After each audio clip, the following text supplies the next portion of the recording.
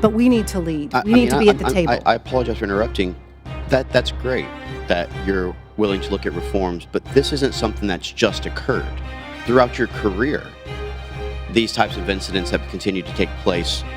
I don't know that this is just simply a reform reevaluation. I think this is a whether or not the UN even stands for what it used to originally stand for, and whether or not we even need to be a part of it. And I'm siding on the side of us not being. With that, I yield back. First of all, in this video, I want to tell everybody out there, anybody watching it who's got a content channel themselves, you're more than for this video, you're copyright free. Anybody can share it. I want this video to go around, and as well with the part 1. I also give permission to use that one as well. There's a disclaimer for you. Okay, before we go much further, let me just add a little context to what you're seeing. As you know, these are foreigners, right? Sitting, lobbying money to protect America's influence on Africa. That's what this is. Everybody like, subscribe, thank you very much. But that alone should send red flags to anyone who's going to be watching this, and hopefully they don't take it down. But if anyone would have taken time to analyze the analysts here, they would have found someone who seems to make matters worse wherever she goes. You see, Ambassador Sisson, she holds the rank of career ambassador. It's the highest rank in the U.S. Foreign Service.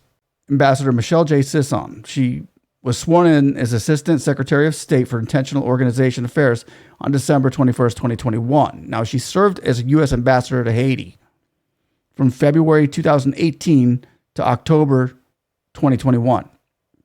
Think about that for a moment, okay? Her most recent job was at a post in Haiti in which she left October 21st. She didn't leave after a job well done. And she didn't help Haiti become a more secure place. It's quite the opposite, actually. It's still fresh on the world's memory. We all see it, and we all saw it come crashing down when Jovenel Moise, the 43rd president of Haiti, was assassinated on July 7th, 2021. At his residence in Port-au-Prince. There was they say it was a group of 28 Colombian mercenaries, also alleged to be responsible for the killing. Sisson up and left afterwards. And Haiti has never been in so much turmoil as it finds itself in today. You know that. It's never been more uncertainty in Haiti. It's all happened under her watch.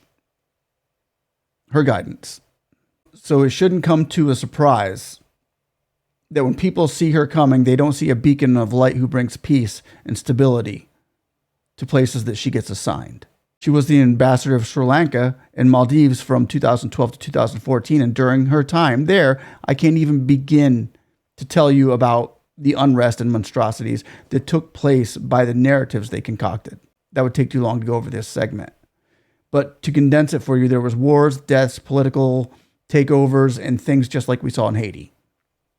I think we see a pattern here, maybe. She was the U.S. ambassador to Lebanon in 2008 to 2010. Ambassador Sisson's diplomatic assignments also include Assistant Chief of Missions in Baghdad, Iraq, Principal Deputy Assistant Secretary of State for South Asian Affairs, Deputy Chief of Mission in Islamabad, in Pakistan, Consul General in Chennai, India, in tours in Cote d'Ivoire, Cameroon, Benin, and Togo. I think if I wrote a book and called it Colonialism 101, I'd have plenty of material here.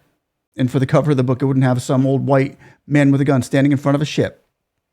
The cover of today's book would have politicians of every ethnicity, gender, and color in line at the World Bank. And next to that bank would be a military surplus store that sells bombs, planes, weapons, and satellites. And a store next to that would be the big media store for marketing propaganda, for getting people of the world to hate each other by spreading fake news of how people hate each other, when I don't think they do. I think that's far from the truth. The truth is we hate the system. And if we all got along, which I think most of us do, we could shake the system from its cozy little hive and tear it down brick by brick and word by word. So let's understand what we're going to be looking at here. We're going behind the scenes, behind Africa's back. We're going into the tunnel, into the lion's cave, or into the dragon's fortress, whatever you want to call it. We're going in there, deep within. It's divisive. And it's using the most popular and simplest proverb known to mankind to do its evil biddings. And that's, a house divided against itself cannot stand. I could go on and on, but I think you know exactly what I'm saying here, you know. I'll shut up now and let you watch it in color. And if grab a drink, I'll watch it along with you so we can be armed with wisdom and future insight. And again, if you haven't seen part 1 to this, I suggest you do. Watch it after this. And warning here, this might hurt a little. Thank you. I now recognize Congressman Mills for 5 minutes. Thank you, Mr. Chairman. You know, I want to start out by just saying that I've worked in both NATO and UN peacekeeping operations, whether it was in Kosovo or whether it was in other areas when I was in uniform. Okay, before he goes much further here, let me just give you a quick rundown of who we're watching here. This right here is a rare sighting, okay? It's a rare sighting. Mind you, this is a man who used to work for the UN in uniform. They sent him, the UN sent him into battle. So his perspective on the UN might be like yours and mine. That's Congressman Corey Mills. He lives about 60 miles away from me. He lives up in, and he's a Florida congressman, lives up by Walt Disney World. He's in the Walt Disney World district. He is completely, totally, utterly against the UN. He wants the UN out. He wants it gone. Listen to Sissan's, how she doesn't like him very much and she gets nervous around this man. So just to let you know, that's who this is. To give you some context on this. By just saying that I've worked in both NATO and UN peacekeeping operations, whether it was in Kosovo or whether it was in other areas when I was in uniform. And I also recall a lot of issues. You know, the UN, we can point to a tremendous amount of things where there's been longstanding concerns with UN peacekeeping personnel engaging in sexual exploitations, other types of abuse that's gone on. We found out that the 10 to 15% of all UNRWA employees, 13,000 of which are in Lebanon, are either supportive or have, in fact, been a part of Hezbollah.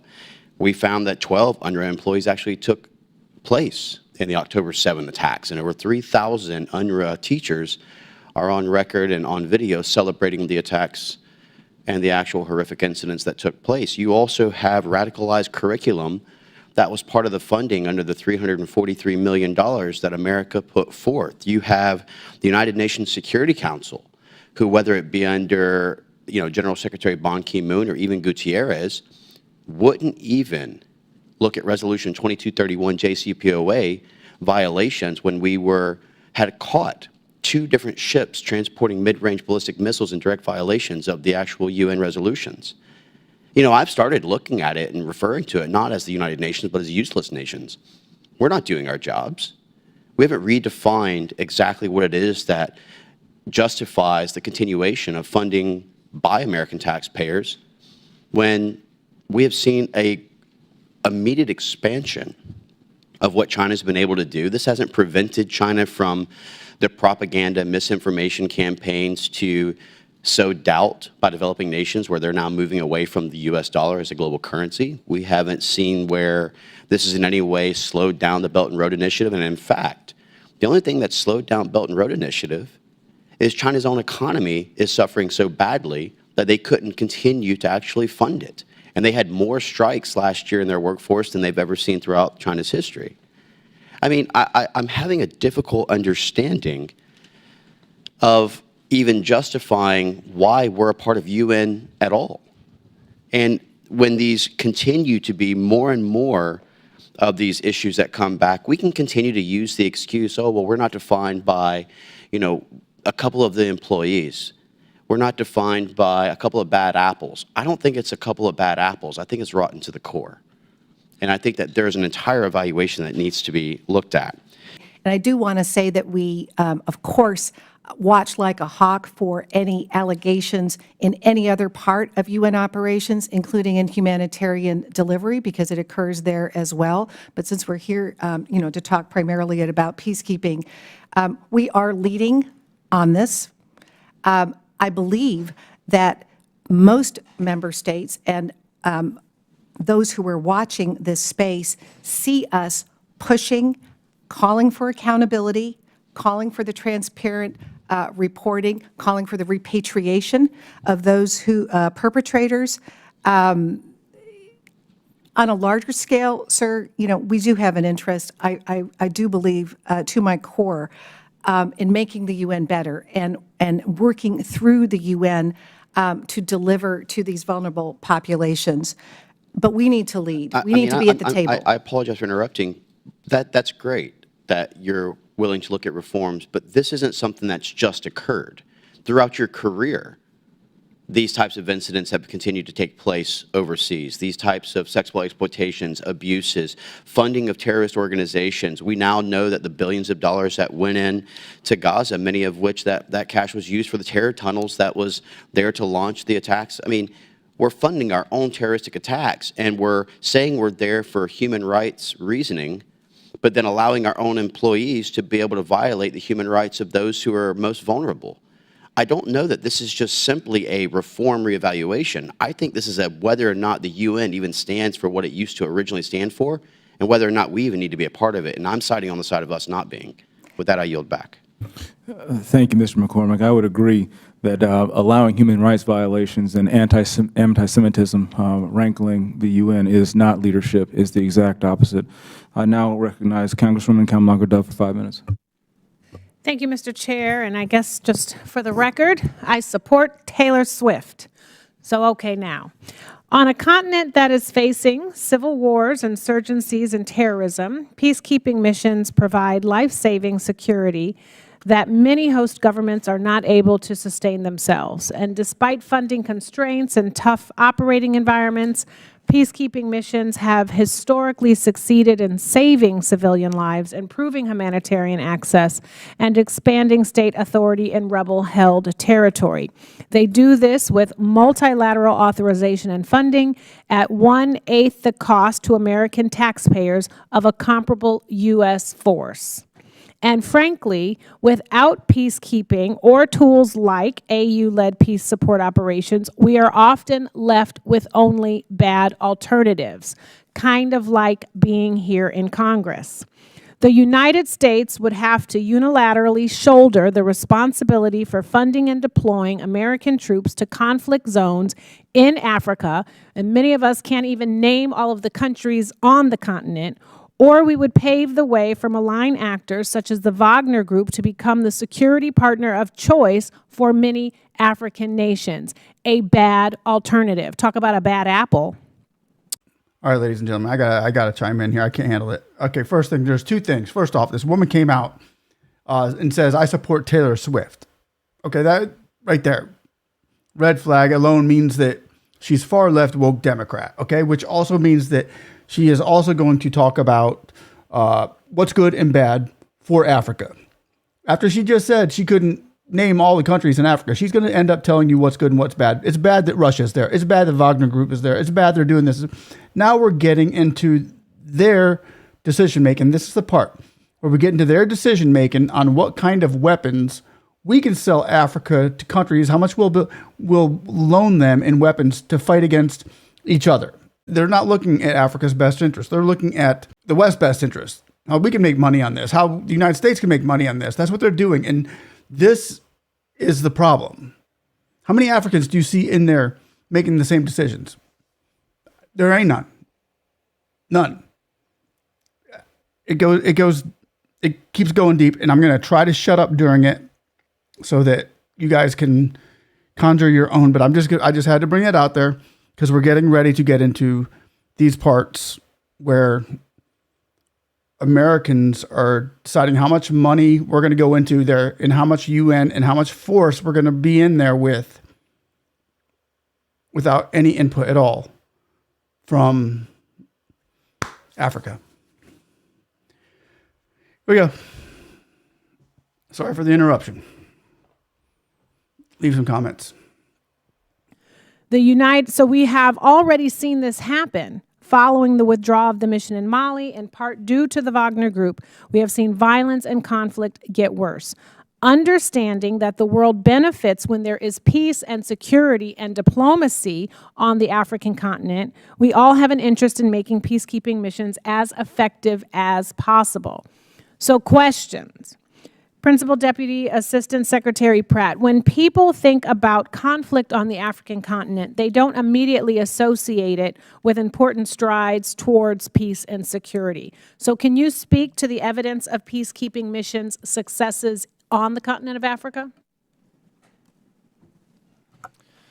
Yes, where there's a specific defined mission, especially one that's time-bound. We've seen successes, including in Sierra Leone, Liberia, and a number of other locations. I still believe that the mission in the Congo, and the MONUSCO mission, has the potential to deliver on a peace agreement between the parties that are on the edge of conflict in Eastern Congo. I served earlier in my career in Sudan, and negotiated for humanitarian access for the UNMISS mission in Darfur at the time. And that had a very specific, concrete benefit to the population, including protection on human rights grounds, but also delivery of life-saving services that you described. So despite other challenges that those missions faced, there were definitely successes that we pushed very hard to achieve. Thank you. And after Mali's military government gained power in a coup, it demanded the withdrawal of the MINUSMA peacekeeping mission in 2023 and started closely collaborating with the Wagner Group. So, Assistant Secretary Sisson, what has been the impact of MINUSMA's withdrawal on the security situation in Mali and the status of the 2015 peace accord? And has this empowered regional al-Qaeda and ISIS affiliates and the Wagner Group? Really important question. As the peacekeeping mission formally drew down December 31, again, not a decision by the transitional government that was in the best interests of the Malian people. Chiming in again. Here they are on Mali, talking about what happened in Mali, getting rid of the UN, getting rid of France, getting rid of those people, wasn't in the best interest of Mali. You know who thinks it was in the best interest of Mali? Mali. So why does she think that she has the authority to tell Mali and tell the people of Africa what's in the best interest of them? They think it's the Wagner Group and bringing in other allies to replace the UN, who was absolutely horrific.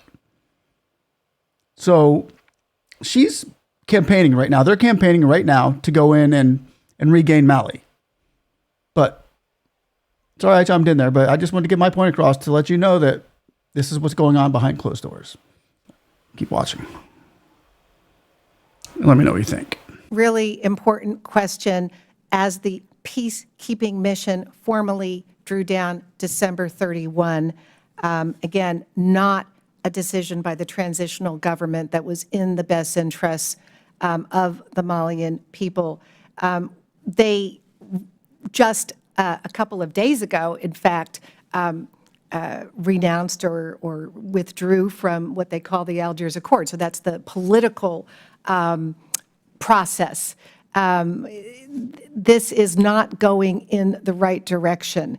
I met this week with the UN envoy who is responsible for all of West Africa, including the Sahel. Of course, the neighbors and we, and many like-minded, are extremely concerned about West Africa, the Sahel. And now, when she's talking about neighbors that are concerned about this, she's talking about the puppet governments that UN controls. Getting handouts. That's what this is about, money. But that's just my opinion. But let me know what you think. Chime in. including the Sahel, of course, the neighbors and we, and many like-minded, are extremely concerned about West Africa, the Sahel, and now the impact on coastal West Africa, which of course has been a big focus with the Global Fragility Act, giving us additional resources. When I was out in Accra, Ghana last month, we spoke with a number of the West African leaders about their concerns about what this means for Mali. We've seen 3 of the members of the Economic Community of West African States withdraw formally now. This is not going in the right way. UN peacekeeping or AU peace operations, this is part of the puzzle, but our bilateral U.S. work and our work with like-minded partners, not just on behalf of the people in Mali, but also others in West Africa, the Sahel, coastal West Africa. This is a very important priority. Thank you, Mr. Chair. I yield back. My question is, what, frankly, do you see the People's Republic of China and their continuing work in Africa, what are they doing vis-a-vis the African peacekeeping? Are they trying to become a part of it? Are they, what are they playing in the role in Addis? Do they have a contingent there? And again, I would be very wary of that, and maybe Ambassador Pratt, you might want to take that. There's another aspect, sir, if I have a moment. When China, of course, on the Security Council, is there negotiating these mandates for the peacekeeping mission, they are really pushing on trying to deprioritize the human rights or sex and gender-based violence protections.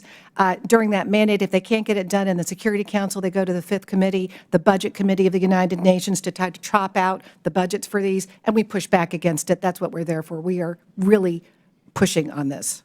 But one last thing, are the people you're working with at the AU, do they understand that this is a force that is riddled with human rights abusers, and we're worried about the South Africans that were just sent back? What happens when they get a greater foothold and they become, a very, very important part of this peacekeeping operation run by the AU? Because I think it's dangerous as it can get. I think the Assistant Secretary's answer that focused on the PRC pushing to change language in terms of protections on the concerns that you raised is probably all of the evidence that you need. And I think the AU would see that as well.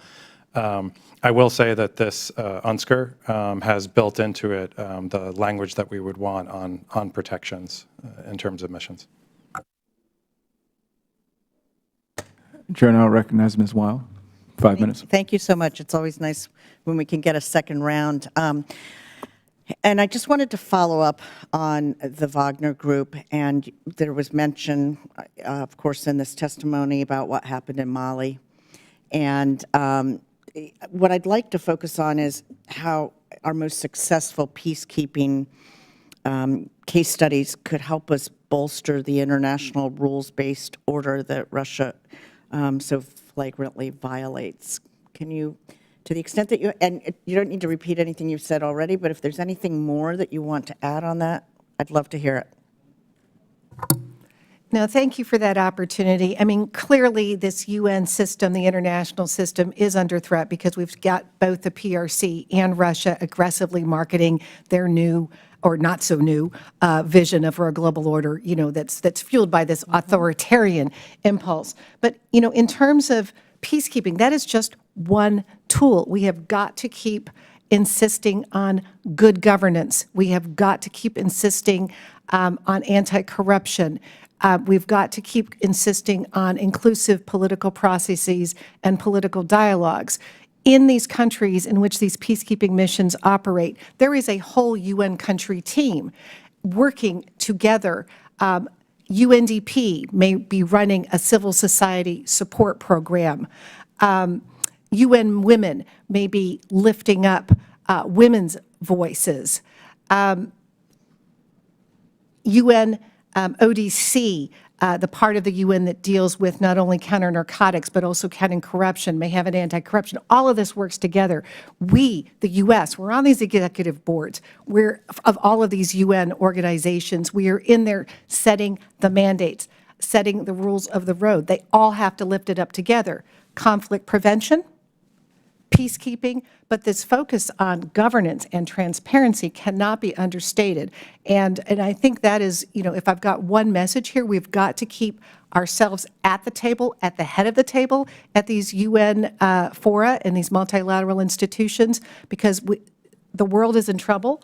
A number of these African leaders and peoples have asked for our assistance with this new tool. We need to deliver, including on governance. I have to say, I've long thought that that Africa is the place, the continent that we should, as a country, the U.S., be investing more in, and that we have overlooked, and in some cases, literally moved away from some investments in Africa for which we are paying the price of this involvement by China and Russia. And I really hope, as I said in the beginning, that we can move towards more robust and effective and influential U.S. engagement in this. So thank you. And did you? For those of you that are still here and made it through that, I just want to say that you probably have more of the inside scoop on the information, what's going on behind the scenes in Africa, than anybody else in the world. I hope that we've been some sort of a service to enlighten you and give you information, valuable. It can't be fake information. This isn't false information you're getting here. This is them. They might come out and say, oh, it's misinformation, but this information is their information. It's right here, way in the archives that they don't want you to see. And this just happened a couple of weeks ago, maybe a week ago, in the Congress, in the Capitol of the United States. Thanks a lot for watching. You all, I love you. I'm praying for your country. We are here and becoming this one big family here on the Speak and See channel. And I want to just say I'm just thankful and grateful and humbled that you're here watching this. And hopefully you can spread this message around to the rest of the world over there, the rest of Africa, and let them know what you're up against. Because truthfully, Africans are a lot stronger than that woman. They're a lot stronger than the UN. I know that. I've seen it. We saw them just come around last year and just totally rock the UN. UN's nothing. You guys together in unity, now that's something. Love you guys. Have a blessed day. One love. Peace out.